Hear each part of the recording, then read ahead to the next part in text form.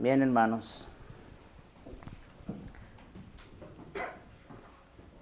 Vamos a continuar nuestro estudio de la epístola del apóstol Pablo a los Romanos. Estamos en el capítulo 8 de Romanos y vamos a estar en los versículos 3 y 4. Romanos 8, versículos 3 y 4. Leo para ustedes. Dice: porque lo que era imposible para la ley, por cuanto era débil por la carne, Dios, enviando a su Hijo en semejanza de carne de pecado, y a causa del pecado, condenó al pecado en la carne, para que la justicia de la ley se cumpliese en nosotros, que no andamos conforme a la carne, sino conforme al Espíritu. Hace 8 días comenzamos el capítulo 8 de Romanos y básicamente la idea principal es que el cristiano que lo es en verdad vive su vida en el poder del Espíritu. Esa es la idea central de este capítulo 8. El cristiano que lo es en verdad vive su vida en el poder del Espíritu. Como dijimos, este es el capítulo que más veces hace mención del Espíritu en todas las Escrituras. Así que en realidad va a enseñarnos mucho con respecto a la obra del Espíritu en el creyente, sin duda alguna. Empezamos hablando de la nueva condición del creyente respecto a que ya no es esclavo del pecado, sino que es libertado del poder y el castigo que éste conlleva. Entonces, en primer lugar, hace 8 días hablamos de la realidad de la libertad. Quiero hacer un recuento rápido para algunos de los que no estaban aquí presentes o que no han escuchado el sermón anterior. Quiero hacer un recuento muy breve, rápidamente, para luego continuar con el versículo donde estamos. En primer lugar, hablamos de la realidad de la libertad para los que depositan su confianza en Cristo y en lo que Él ha hecho a favor de ellos. Ahora pues ninguna condenación hay. Esa fue la idea central de nuestro pasaje de estudio la semana pasada. Para aquellos que depositan su fe, su confianza en la persona y obra de Jesucristo, ninguna condenación hay. Fueron completamente libres del castigo que merecían por su pecado. Pablo anuncia aquí la buena noticia maravillosa de que para los cristianos no existe condenación alguna. No hay sentencia ni castigo impuestos por los pecados que los creyentes han cometido o que cometan en algún momento. Esa es una gran noticia porque, obviamente, ¿quién de nosotros no hemos pecado, verdad? Definitivamente eso es algo común en todos los hombres, pero la buena noticia es que para los creyentes, para los que ponen su confianza en Jesucristo, no hay tal condenación. Ese es el corazón y el alma del Evangelio, que Jesús pagó de manera completa y permanente la deuda del pecado y la paga que el pecado merecía. Ese es el corazón del Evangelio. Ahora, en segundo lugar, la semana pasada hablamos de la razón para tal libertad. La exoneración total de condenación divina que reciben los creyentes es algo que se aplica sin excepción o cualificación. Otra vez, ¿en quiénes? En los creyentes. En los creyentes. Se concede ¿a quiénes? A todos los que están en Cristo. Va muy de la mano con lo que acabo de decir hace un momento, ¿verdad? ¿Para quiénes no hay condenación? Para los que están en Cristo. Esa es la razón por la cual no hay condenación, porque el creyente ahora es unido a Jesucristo. Y es en virtud de esa unión con Cristo que ya no hay condenación, por supuesto. Si cuando Dios nos mira a nosotros, ve a su Hijo, pues no puede haber condenación, ¿verdad? En otras palabras, a todo cristiano verdadero, la justificación lo deja libre por completo y para siempre del yugo del pecado y del castigo de la muerte. Y por esa razón le hace apto para mantenerse sin pecado ante un Dios santo por toda la eternidad. Me gustó mucho la ilustración que usamos, que trajimos de Lutero, ¿verdad? Es como la relación de esposo y esposa. Todo lo que pertenece al esposo pasa a ser de la esposa y lo que es de la esposa pasa a ser al esposo en el momento que contrae el matrimonio. Igual sucede con Cristo y el creyente. En el momento que la persona cree, deposita su confianza en Cristo, todo lo de Cristo pasa a ser del creyente, todas sus bendiciones, su justicia perfecta, pero no solo eso, todo lo nuestro pasa a ser de Cristo. ¿Qué es lo nuestro? Nuestro pecado, nuestra iniquidad, nuestra rebelión, todo eso pasó a ser de Cristo. Y por eso ya no hay condenación para el creyente o para el que está en Cristo. Ahora bien, si bien la razón principal por la que el creyente no es condenado es gracias a su unión con Cristo en su muerte y resurrección, la manera como se aplica esta justificación en el creyente es porque la ley del Espíritu de vida en Cristo Jesús, dice Pablo, me ha librado de la ley del pecado y de la muerte. Ahí hubo un intercambio. Quienes confían y creen en Jesucristo son libertados de la condenación de una ley divina inferior, es decir, el principio del pecado para muerte. Decíamos que todos los hombres están sujetos únicamente a dos principios rectores en esta vida. O están sujetos al principio o a la ley del pecado que produce muerte, o están sujetos al principio o a la ley del Espíritu que produce vida. No hay otra. No hay otra. Entonces, ¿qué ha ocurrido con el creyente, con el que ha depositado su fe en Cristo? Ha cambiado su principio rector de vida del pecado a la ley del Espíritu. Ha habido ese glorioso intercambio. El Espíritu Santo es quien imparte y llena de poder la vida espiritual en la persona que deposita su confianza en Cristo. Pablo no podía estar hablando de otro espíritu, por supuesto, aparte del Espíritu Santo, porque únicamente el Espíritu Santo de Dios puede traer vida espiritual a un corazón que está muerto espiritualmente. Así que y rápidamente, es importante saber que cuando hablamos del Espíritu, el del Espíritu Santo, es el mismo Espíritu de Cristo que mora en el creyente. Es decir, ¿cómo mora Cristo en el creyente? ¿De qué manera el creyente ahora está unido a Cristo? Por medio del Espíritu Santo, el Consolador que Él dijo que enviaría, ¿recuerdan? A sus discípulos. Bueno, pues ahora Cristo habita en el creyente por medio de su Espíritu Santo. Bien, hoy con la ayuda de Dios vamos a hablar del costo, en primer lugar, del costo de la libertad y en segundo lugar del resultado de dicha libertad. Veamos primero el costo, versículo 3 de Romanos 8 otra vez. Porque lo que era imposible para la ley, por cuanto era débil por la carne, Dios, enviando a su Hijo en semejanza de carne de pecado y a causa del pecado, condenó al pecado en la carne. Vamos a explicar, por supuesto, requieren una explicación cada versículo que vamos viendo. Este versículo, mis hermanos, es quizás la declaración más definitiva y sucinta de la expiación sustitutiva que se encuentra en las Escrituras. Hay muchos textos que hablan de la obra sustitutoria de Cristo en favor del creyente, por supuesto. Pero si queremos, vamos a decir, de una manera breve, de una manera sucinta, precisa, hablar o mencionar la obra sustitutiva, Romanos 8:3 es ese versículo por excelencia. Este versículo resume en pocas palabras la obra sustitutoria de nuestro Señor Jesucristo. Expresa el corazón del mensaje del Evangelio, la verdad asombrosa de que Jesucristo pagó el castigo en lugar de y a favor de toda persona que confía en Él como Señor y Salvador.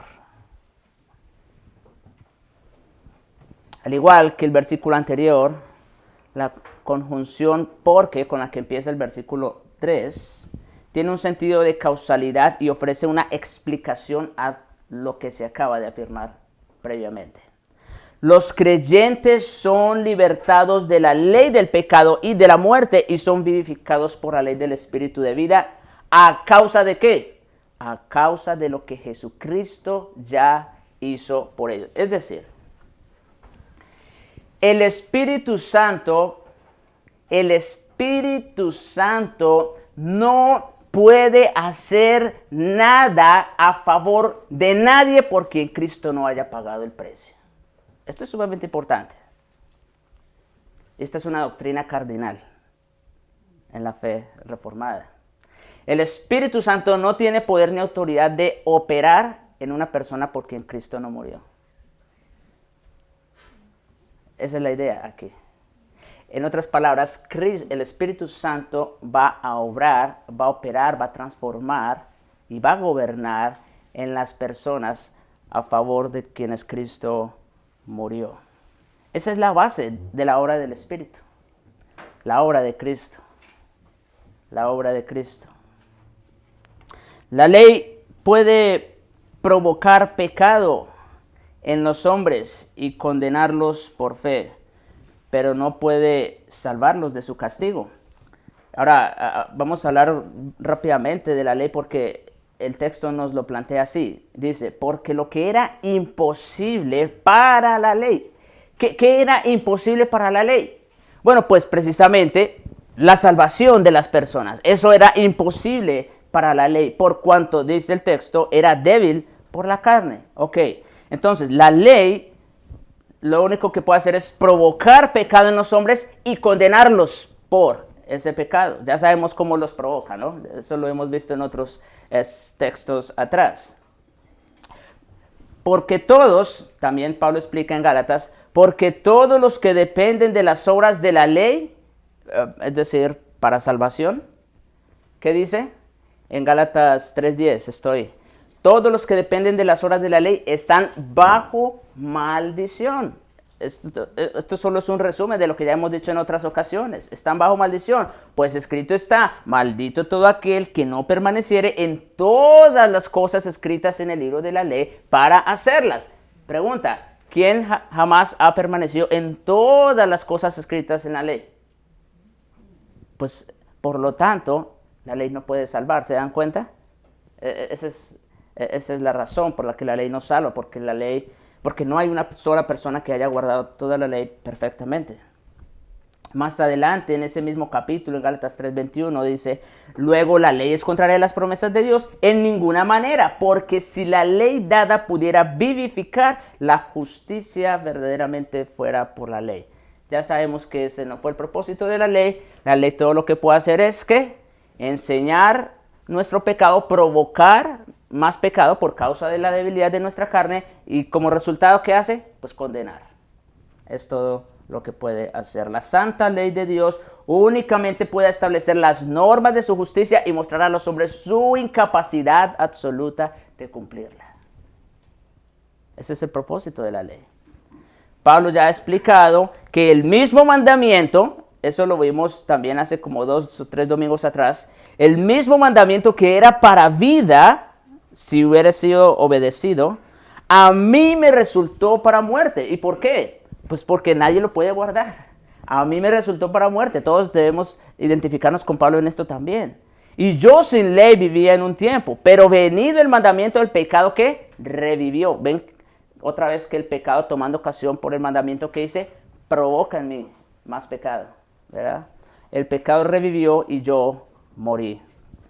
La ley que había sido dada por Dios como el estándar para llevar una vida bajo la bendición y el gozo divinos, se convirtió en un verdugo y destructor inexorable por causa del pecado. Es decir, la ley en sí misma no es mala. Hay que dejar eso claro. El hecho de que la ley nos enseñe, nos provoque o nos condene no es mala. El malo del cuento, decíamos, es el pecado. La ley es santa, justa y buena. Sin embargo, aunque la ley es santa, el mandamiento santo, justo y bueno, era imposible para la ley salvar a los hombres del pecado por cuanto la ley misma era débil por la carne. La corrupción pecaminosa de la carne hizo impotente a la ley para salvar a los hombres. Es decir, la ley pudiese salvar únicamente si una persona cumpliese perfectamente toda la ley. Pero otra vez, eso es imposible. En ese sentido, hace a la ley impotente, incapaz de salvar. La ley no puede hacer justos a los hombres, sino que solamente puede sacar a la luz su injusticia y condenarlo por ella, como dice Hechos 13, versículos 38 y 39, por medio de él, de Jesucristo, se os anuncia perdón de pecados, y que todo aquello que por la ley de Moisés no pudisteis ser justificados, ahí está más claro que nunca, por medio de la ley de Moisés que dice, no pudisteis ser justificados, en él, ¿en quién? En Cristo es justificado todo aquel que cree. Este versículo enseña un contraste muy claro, ¿verdad? Muy radical, entre la obra de la ley y la obra de Cristo. La obra de la ley no puede justificar, la obra de Cristo sí puede justificar. Algunas personas, incluyendo muchos cristianos de profesión, creen que pueden alcanzar perfección moral y espiritual viviendo conforme a las normas de Dios en sus propias fuerzas. Y pienso que esto es algo muy común, en serio, en los creyentes. Creyentes que piensan que guardando las normas de Dios por sus fuerzas pueden agradar a Dios. No, mis hermanos.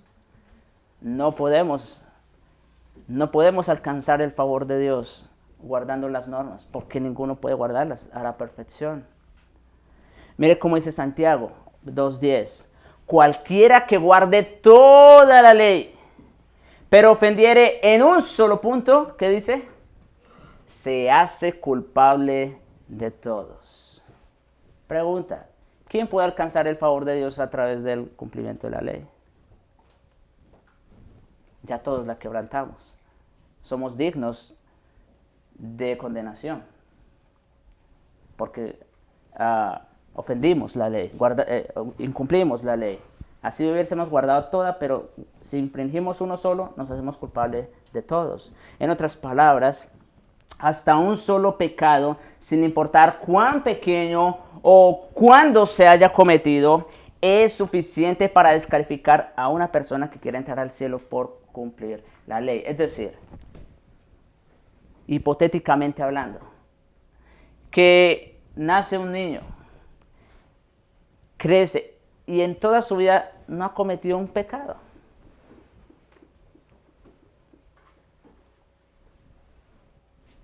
Ese niño, como quiera, ya está condenado. ¿Por qué? Por el simple hecho de ser hijo de Adán. ¿Sí? Entonces, no importa. Eso es, obviamente es algo hipotético. Eso no va a pasar nunca. Pero el hecho es que todos están bajo condenación. Eso, y la ley, eso es lo que hace, enseñar el pecado y condenar posteriormente. La ley de Dios manda la justicia, pero no puede proveer los medios para alcanzarla. Por lo tanto, lo que la ley fue incapaz de hacer por los hombres caídos, Dios lo tuvo que hacer. Volvamos a nuestro versículo 3. Porque lo que era imposible para la ley, ya hablamos de la incapacidad de la ley. ¿En qué sentido, verdad? Para salvar. Porque lo que era imposible para la ley, por cuanto era débil por la carne, que dice Dios. Es decir, como ningún hombre sobre la faz de la tierra se puede salvar a sí mismo por sus propias fuerzas, por sus propios intentos de guardar la ley de Dios, Dios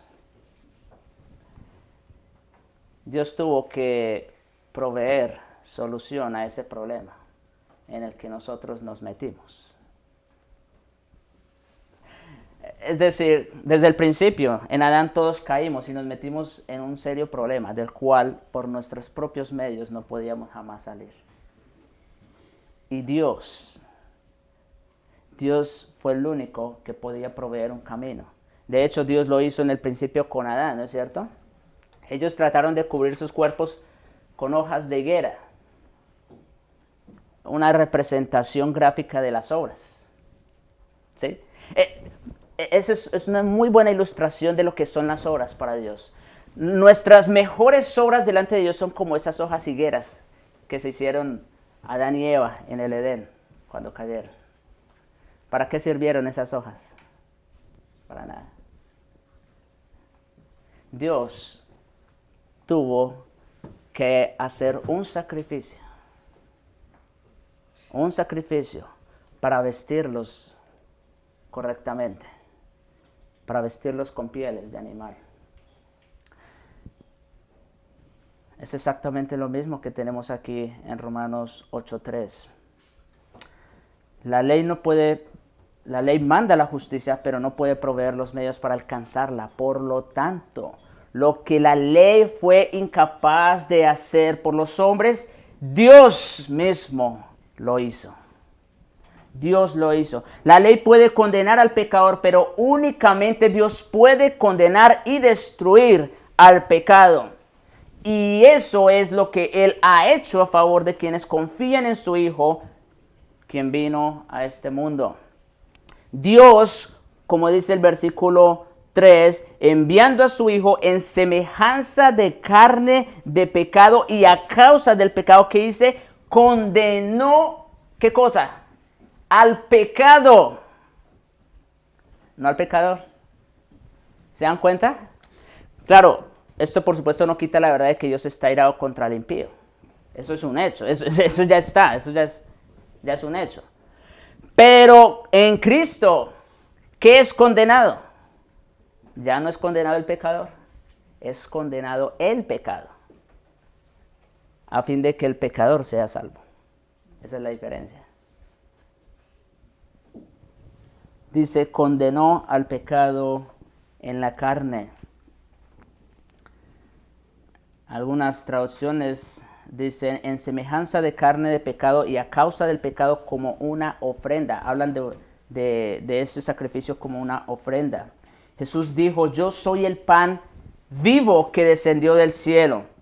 Si alguno comiere de este pan, vivirá para siempre. Y el pan que yo daré, escuchen cuál era el pan a que Cristo se refería.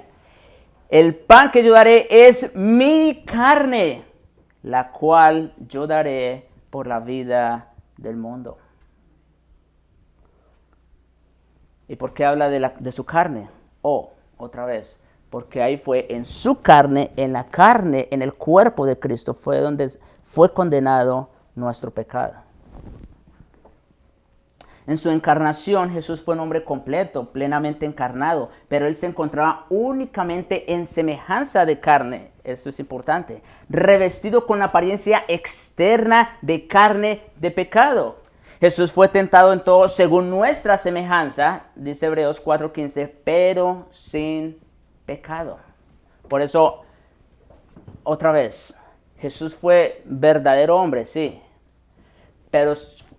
pero como dice el texto de Romanos, como dice el texto de Hebreos, estaba en semejanza de carne de pecado. Porque si bien Él mismo murió como un pecador, Él mismo nunca cometió pecado. La única razón por la que murió como pecador fue porque nuestros pecados fueron cargados o imputados en Él. Eso fue todo. No porque Él en sí mismo haya pecado. Si Cristo no hubiera sido plenamente humano y plenamente libre de pecado, Él no habría podido ofrecer un sacrificio aceptable a Dios por los pecados del mundo.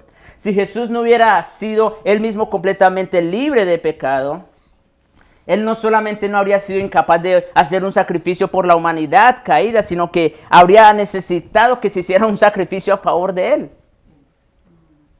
Esto es importante. Las personas creen que tienen que hacer algo para ganarse la salvación. El problema es que no pueden hacer nada. Alguna vez escuché esta ilustración hace poco. Es como un ladrón que se roba un carro.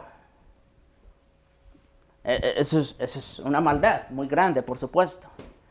Pero a partir de ahí ese hombre empieza a guardar todas las leyes. Si la luz está roja, él se para, guarda los límites de velocidad, cumple todas las demás reglas, pero él anda en un carro robado. El punto es, ¿de qué le sirve a él a partir de ese momento guardar todas las reglas si él ya infringió una? Está condenado. Igual ocurre con todas las personas. No importa que a partir de un momento, hipotéticamente, guardara toda la ley, él ya la infringió y está condenado. Ahora, cuando hablamos de Cristo, el punto es que Él nunca cometió pecado. Porque de otra manera alguien hubiese tenido que morir por Él. Obviamente eso no podía pasar. Jesús resistió todas las tentaciones de Satanás y le negó al pecado cualquier lugar en su vida terrenal. El pecado tuvo que rendir su supremacía en la carne al vencedor sobre él, por lo cual Jesucristo llegó a ejercer soberanía sobre el pecado y su consecuencia, que es la muerte. Es decir, todos los hombres estábamos sujetos a muerte por causa del pecado. En otras palabras, el pecado ejercía soberanía sobre nosotros, dominio sobre nosotros, después de la caída. Todos los hombres estábamos en esa condición. Cristo revertió ese orden. Cristo sometió al pecado y su consecuencia, que es la muerte. El pecado tuvo que rendir su soberanía a los pies de Cristo, en otras palabras. Cristo se hizo soberano sobre el pecado y sobre la muerte. Y es por esa razón, otra vez, que ya no hay condenación para los que están en Cristo. Esa es una gran noticia, ¿no les parece? La mejor de todas. Feliz año. Ahora sí. Quienes confían en Cristo no solamente son salvados de la paga del pecado, sino que también son capaces por primera vez en sus vidas de cumplir con esas normas justas de Dios. La carne de un creyente sigue siendo débil y sujeta al pecado, pero su hombre interior ha sido creado de nuevo a la imagen de Cristo y tiene el poder de resistir y vencer el pecado de su vida a través del Espíritu Santo. Ahora sí, como Cristo revertió ese orden, ahora el creyente, poseído por el Espíritu de Cristo en él, entonces también está en capacidad de revertir ese orden.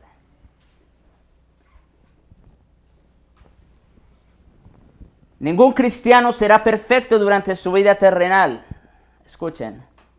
Pero no tiene excusa alguna para pecar porque cuenta con el poder de Dios mismo dentro de él para resistir el pecado. Es decir, estas son dos verdades paralelas. Por un lado es verdad que mientras el creyente esté en su cuerpo de muerte, va a tener lucha con el pecado. Ya lo dijimos, Romanos 7. Como también es verdad que el creyente no tiene excusa para pecar porque cuenta con el poder de Dios dentro de él para resistir el pecado.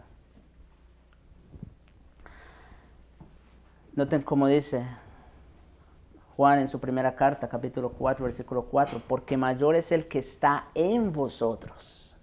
Eso también es una gran noticia, mis hermanos.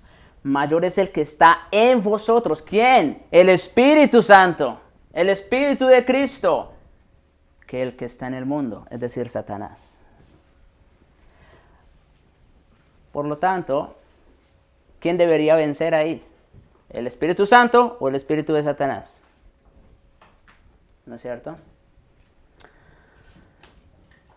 Al hablar de su inminente crucifixión, Jesús dijo lo siguiente: ahora es el juicio de este mundo. Ahora el príncipe de este mundo será echado fuera. Juan 12:31. En otras palabras, por medio de su muerte en la cruz, Cristo condenó y conquistó tanto al pecado como a Satanás. Es lo que está diciendo el texto. Ahora el príncipe de este mundo es echado fuera. ¿Quién?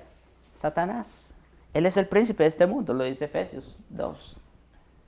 Pero dice que ahora es echado fuera. Cristo condenó y conquistó tanto al pecado como a Satanás. Él soportó la furia plena de la ira de Dios contra todo el pecado y al hacerlo rompió el poder del pecado sobre aquellos cuya confianza está depositada en la ofrenda que Él hizo de sí mismo a causa del pecado por amor de ellos al haber tomado su lugar. Cristo destruyó el poder del pecado y al que tenía el imperio del pecado y de la muerte, es decir, a Satanás.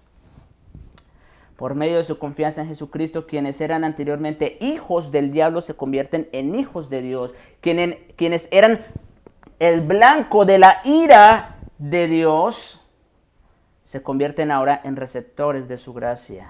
En la cruz, Jesús quebrantó el poder de pecado y consignó el pecado a su destrucción definitiva. Como dice Hebreos 9:28, fue ofrecido una sola vez para llevar los pecados de muchos. Con una sola ofrenda hizo perfectos para siempre a los santificados. ¿Cuántas veces necesitó ofrecerse Cristo a sí mismo? Una sola vez. Es suficiente. Porque Él es Dios mismo.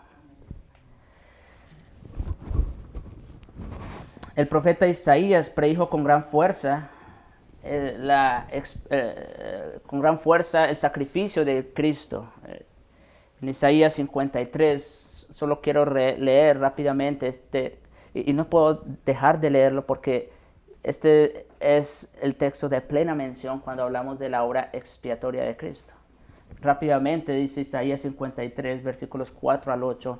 Ciertamente, pongan mucha atención, ciertamente llevó Él nuestras enfermedades. Y yo quiero que piensen esto no solo en un sentido físico, ¿verdad?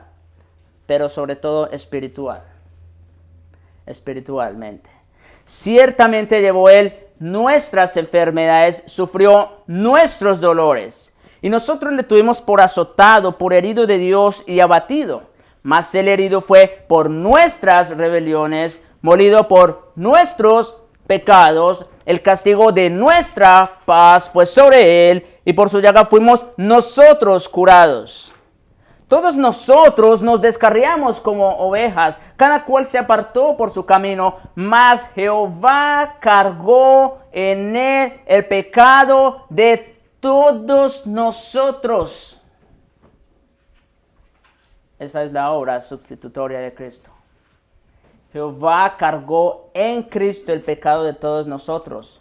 Angustiado él y afligido, no abrió su boca. Como cordero fue llevado al matadero, y como oveja delante de sus trasquiladores. Enmudeció y no abrió su boca. Por cárcel y por juicio fue quitado, y su generación, ¿quién la contará? Porque fue cortado de la tierra de los vivientes, y por la rebelión de mi pueblo fue herido. ¿Por qué razón Cristo sufrió tanto al punto de morir como un cordero en el matadero? No fue por él, ¿verdad? Fue por nosotros. Si ustedes se dieron cuenta, el énfasis del texto está en quiénes. Bueno, el énfasis está en lo que él hizo a favor de quiénes. De nosotros, ¿verdad? No las conté, pero no menos de 10 veces se hace mención a nosotros. En su comentario sobre Romanos, el evangelista escocés del siglo XIX, Haldane, escribió: vemos al Padre tomar la posición de juez en contra de su Hijo. Escuchen esto. Vemos al Padre tomar la posición de juez en contra de su Hijo. Eso lo dijo Isaías, que Jehová cargó en él el pecado de todos nosotros, ¿verdad? Ok, eso es una verdad. A fin de convertirse en el Padre de los que eran sus enemigos. ¿Sí se dan cuenta de ese intercambio también? El Padre ve a su Hijo como juez, a fin de vernos a nosotros, que éramos sus enemigos, como sus hijos. El Padre condena al Hijo de su amor, para que así pueda absolver a los hijos de su ira. Eso fue lo que ocurrió en la cruz. Al que no conoció pecado, es las mismas palabras de Isaías, solo que en palabras del apóstol Pablo. Al que no conoció pecado, por nosotros Dios lo hizo pecado. O como dice Romanos 10:3, condenó el pecado en la carne, ¿verdad? Lo hizo pecado para que nosotros fuésemos hechos justicia de Dios en él. Bien, mis hermanos, esa es la gran noticia del Evangelio. Ahora, rápidamente hablemos del resultado de la libertad. Ya hablamos del costo de la libertad, la obra de Cristo. Quería hacer bastante énfasis en eso, porque en realidad es gracias a lo que Cristo hizo que nosotros hoy día somos lo que somos. Pero hablemos rápidamente del resultado de la libertad o de la santificación, versículo 4 de Romanos 8. Para que la justicia de la ley, escuchen esto, para que la justicia de la ley se cumpliese en nosotros, que no andamos conforme a la carne, sino conforme al Espíritu. La libertad del creyente con respecto al pecado trae como resultado su santificación en el presente. Escuchen esto. El hecho de que fuimos libertados del poder y del yugo del pecado con Cristo, ¿eso qué trae para nosotros en el presente? Hoy. Santificación. Santificación. El cristiano verdadero tiene tanto el deseo como la capacidad impartida divinamente para vivir justamente mientras siga estando en la tierra. Es decir, el cristiano que lo es de verdad, por quien Cristo murió y pagó el precio en la cruz, el cristiano tiene un deseo de vivir justamente mientras esté en la tierra. Puesto que Dios envió a su propio Hijo para redimir al mundo, al presentar y proveer el único sacrificio que puede condenar y quitar su pecado, los requisitos propios de la justicia de la ley pueden ser cumplidos en nosotros, es decir, en los creyentes. Es lo que dice el texto, otra vez, versículo 4, dice, para que la justicia de la ley se cumpliese en nosotros. Noten, nosotros no podíamos guardar la ley por nosotros mismos. Estábamos totalmente incapacitados, pero ahora en Cristo, ¿qué dice? Y por el poder del Espíritu, ahora sí podemos andar en esa ley. Ahora sí se puede cumplir esa justicia de la ley en nosotros. Ahora, es obvio que Pablo no está hablando aquí acerca de la obra justificadora de salvación, sino de su obra santificadora, sobre la realidad de que sea llevada en la práctica, en la vida diaria y terrena del creyente. Aparte de la obra del Espíritu Santo, en la vida de una persona redimida, los esfuerzos humanos para vivir en justicia son tan contaminados e inútiles como un trapo de inmundicia.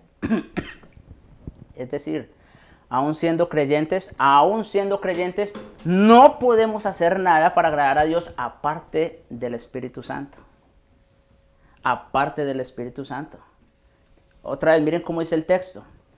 Para que la justicia de la ley se cumpliese en nosotros, que no andamos conforme a la carne o según nuestros esfuerzos para agradar a Dios, sino que, sino conforme al Espíritu. Ahora, y dicho sea de paso, esto no es un mandamiento, no, eso no es una orden, eso es un indicativo. Es decir, ya se da por sentado que el Espíritu Santo ahora es el que tiene el gobierno y el señorío sobre la vida del creyente.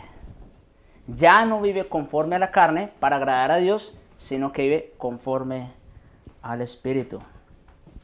Dios no libra a los hombres de su pecado con el fin de que ellos hagan lo que les plazca.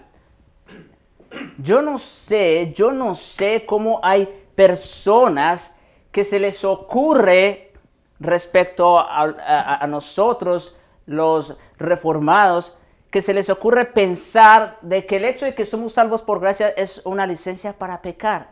Eso es absolutamente incongruente. Lejos, las Escrituras, lejos de enseñar tal cosa, es todo lo contrario. La gran obra de Cristo a nuestro favor y el Espíritu Santo en nosotros nos debe llevar más bien a una obra de santificación. Dios no redimió a los hombres a fin de que puedan continuar pecando.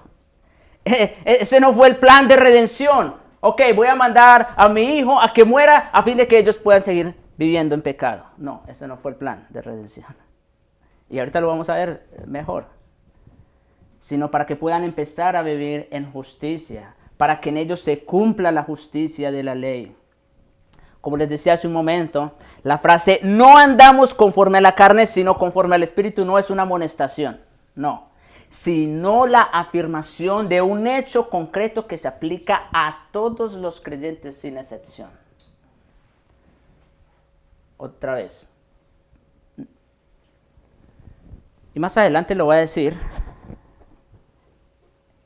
Versículo 14, rápidamente quiero que miremos esto. Porque si eres creyente tienes al Espíritu. Y si no, como dice aquí, versículo 14 de Romanos 8. Porque todos los que son guiados por el Espíritu, estos son hijos de Dios. Versículo 9. Mas vosotros, hablando de los creyentes, no vivís según la carne, sino que según el Espíritu. Eso no es una amonestación, eso no es un mandamiento, eso es una presuposición. Mas vosotros no vivís según la carne, sino según el Espíritu. Escuchen, si es que el Espíritu de Dios mora en vosotros. Ahora, no porque haya creyentes que tengan el Espíritu y otros no, mire cómo dice. Y si alguno no tiene el Espíritu de Cristo, ¿qué dice? No es de él.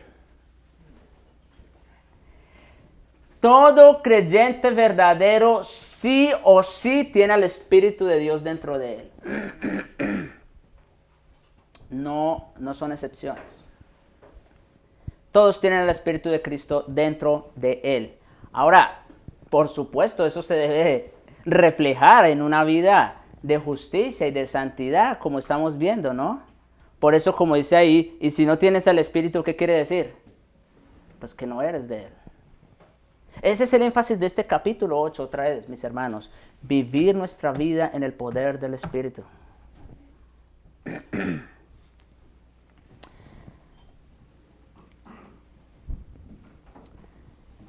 Pablo afirma que un creyente verdadero, bien sea joven o viejo, inmaduro o maduro, bien instruido o con una instrucción deficiente, no anda conforme a la carne. Punto.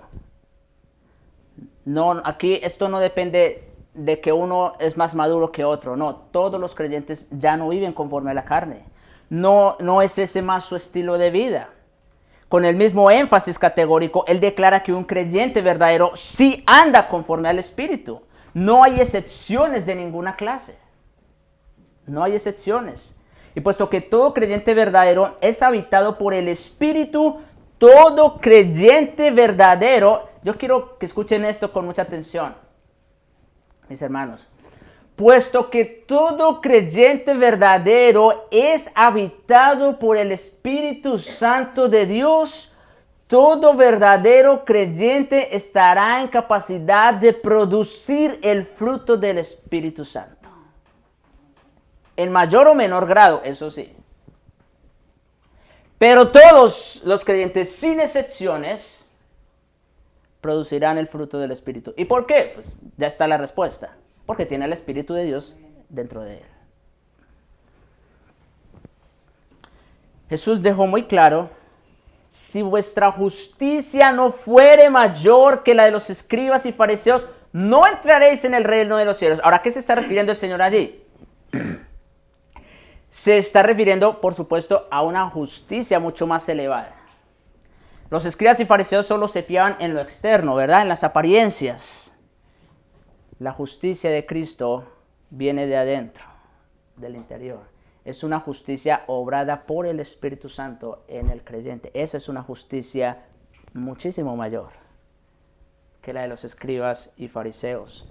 La justicia que produce el fruto del Espíritu.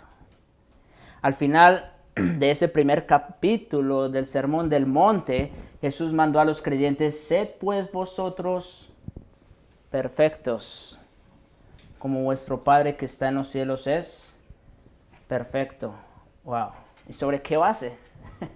¿Sobre qué base? Sobre la base de la obra del Espíritu Santo. Otra vez, no vamos a alcanzar la perfección en esta vida. Ya eso lo tenemos claro, por supuesto.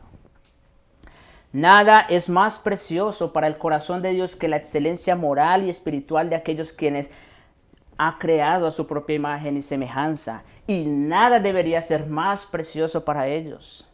Él no quiere que ellos tengan solamente una justicia imputada, es decir, la de Cristo en ellos, la de Cristo en la cruz, sino también una justicia práctica y vivencial. Eso es lo que ellos también han de desear con todas sus fuerzas. Dios, otra vez, Dios no solamente nos justificó para que tuviéramos la justicia de Cristo imputada en nosotros, sino para que nosotros pusiéramos en práctica esa justicia que nos fue imputada. Escuchen cómo dice Efesios 1:4, hablando del propósito de la elección.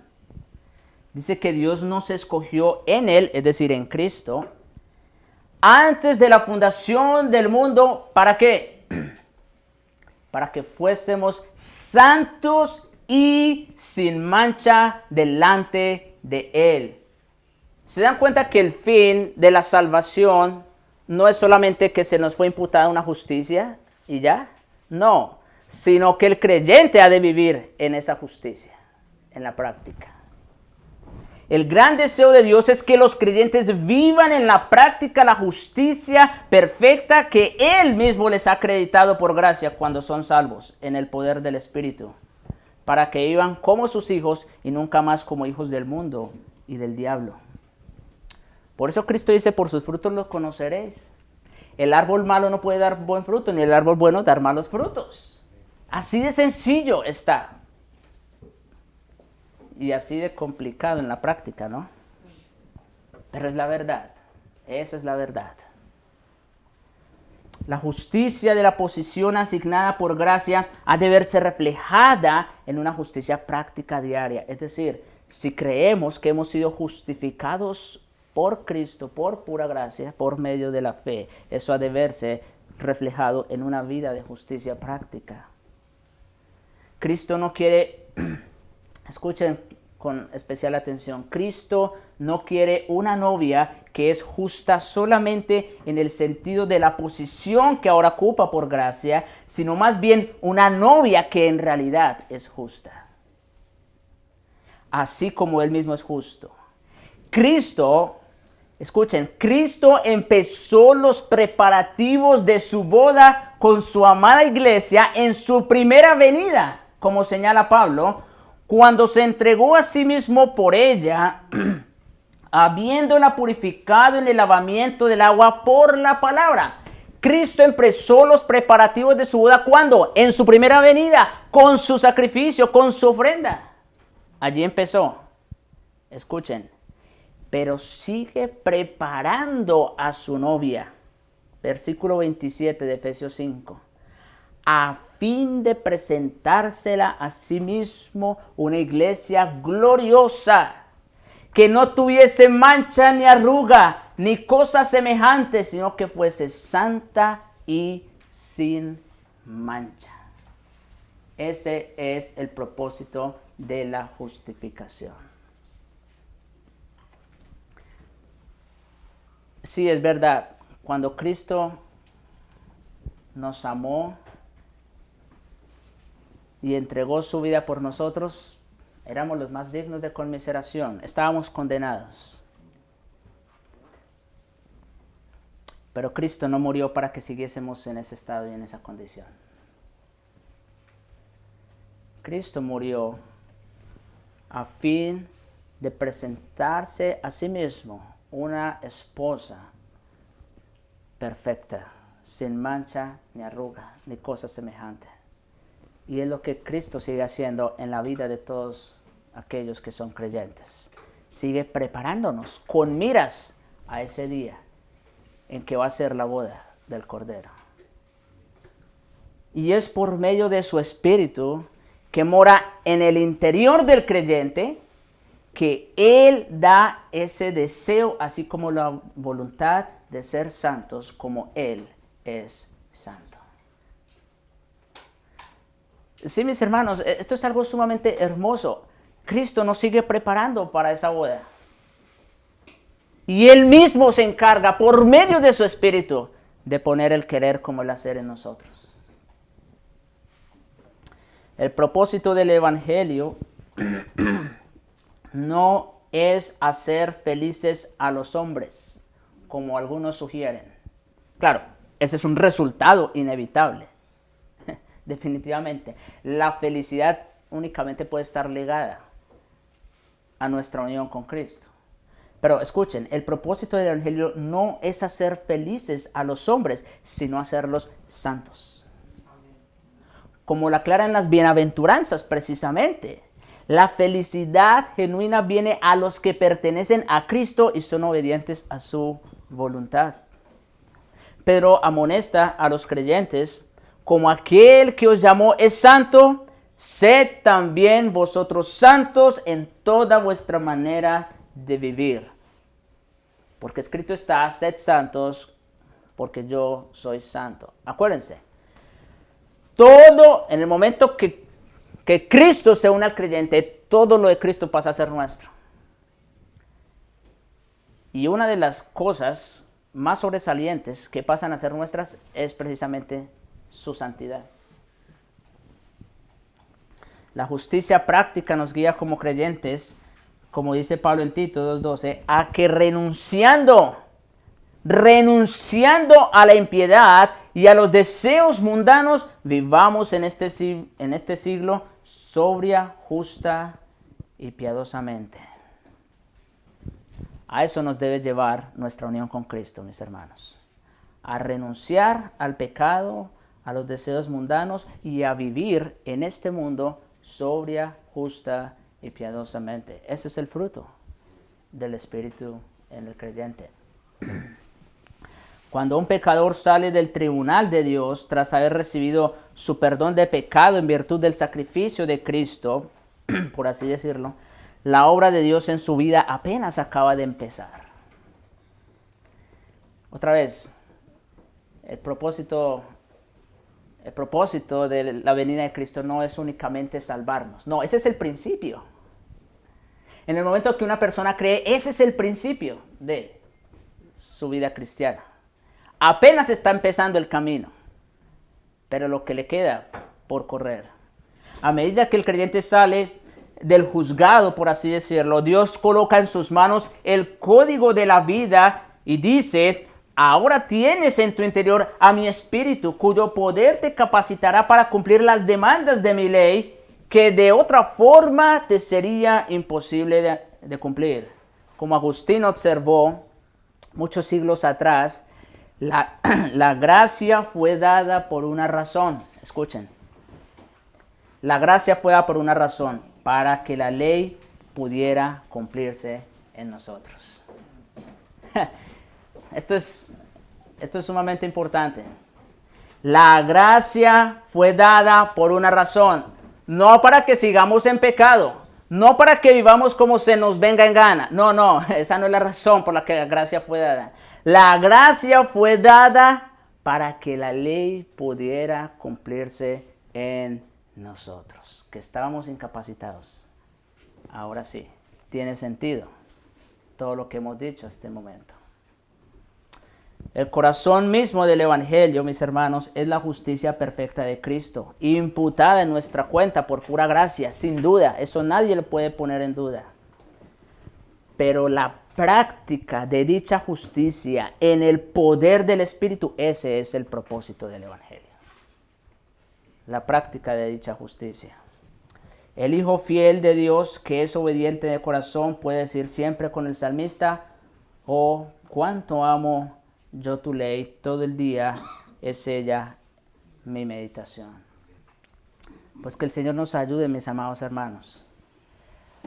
Por un lado, tenemos muchísimo que agradecer al Señor. Demasiado. Porque estando nosotros muertos en nuestros delitos y pecados, nos dio vida con Cristo. Dios, al que no conoció pecado, por nosotros. Yo quiero que cada uno piense en sí mismo, en su pecado. Por nosotros Dios a él lo hizo pecado, para que nosotros vengamos a hacer justicia de Dios en él. Tenemos muchísimo que agradecer. Pero no solo mucho que agradecer, sino también tenemos mucho fruto que dar. Y eso por razón de que el mismo que dio su vida por nosotros, Él mismo nos ha dejado su Espíritu en nosotros para que ahora nosotros podamos vivir vidas de acuerdo a esa realidad.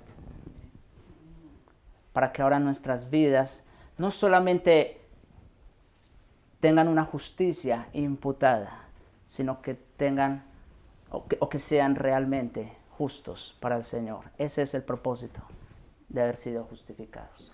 Que el Señor nos ayude, mis hermanos. Esto es, por un lado, un gran desafío, pero por otro lado, es motivo para depositarnos en las manos del Señor. Porque, otra vez, Él es el quien produce en nosotros tanto el querer como el hacer por su buena voluntad. Oremos.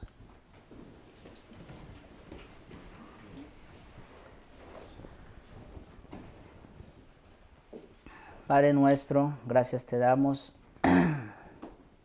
por este día, gracias por tu palabra,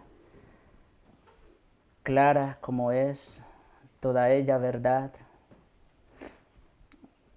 Gracias te damos, Señor, por darnos un Salvador, Jesucristo, muriendo por nosotros en nuestro lugar, como cordero que no abrió su boca, Señor. Gracias te damos por Él. Y gracias te damos también por su Espíritu que envió a morar en nosotros los creyentes, sin excepción.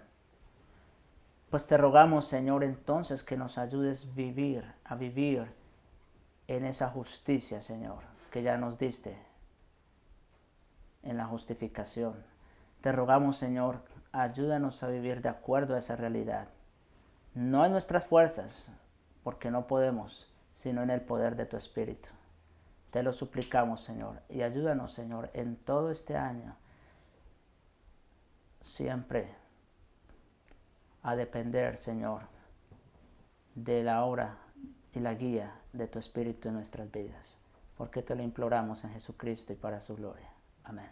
Amén.